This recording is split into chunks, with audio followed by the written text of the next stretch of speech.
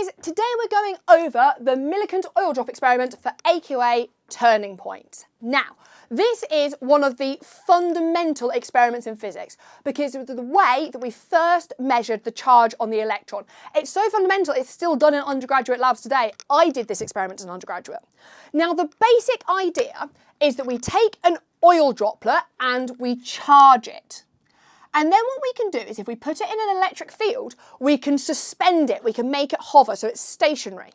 When it's stationary in the electric field, the idea is that the weight of the oil drop is equal to the force acting upwards on the oil drop from the electric field, which is E, the electric field strength, multiplied by the charge, and we can work out what the electric field strength is by doing the potential difference between the plates divided by the distance between the plates. So this was Millikan's basic idea. Take charged oil drops, suspend them, put these two things equal to each other and happy days. But the thing that he was really struggling with was how to measure the mass on the oil drop. So what he did is he put oil drops under a microscope and observed them free-falling.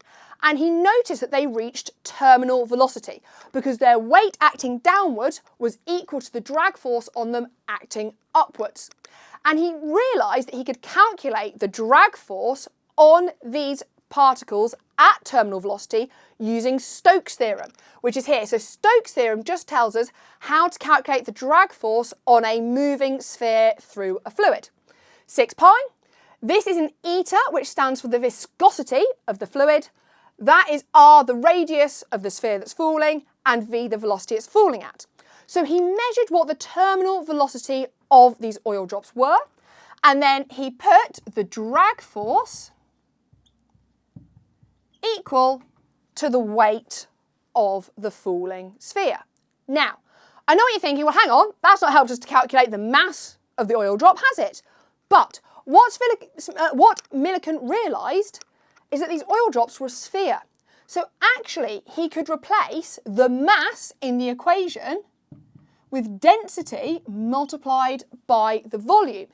And because these droplets were a sphere, the volume was going to be 4/3 pi r cubed. And you can actually measure the density of the oil before you turn it into droplets. You can just measure it using the density of a liquid practical. I'm sure that loads of you did as at GCSE. So this meant that we can now rewrite this equation as 4/3 pi r cubed times by the density of the oil multiplied by g. I've now got pi's on both sides of my equation, so those can cancel, and the r's can cancel, which will make this into r squared.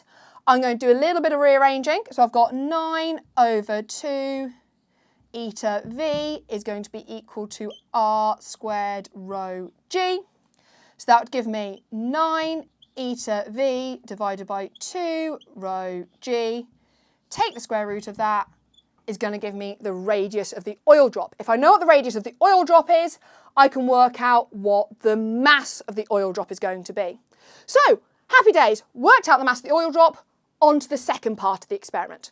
So what Millikan did is he used an atomizer to turn the oil into droplets. So this here is an atomizer. You might have seen them in like old-fashioned films. It's how like old-fashioned posh ladies used to put on their perfume, okay?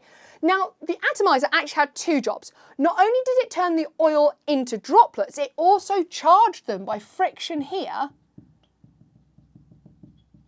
in the spout. Now, just in case the atomizer didn't actually manage to charge all of the oil droplets, Millikan also put a source of ionising radiation here, further down the experiment. What that did is it ionised the air particles, which then passed that charge onto the oil drops. So all the oil drops that came in between these two charged plates were definitely going to be charged. So an oil drop falls. And what Millikan did is he adjusted the potential difference in between the plates until the oil drop was stationary.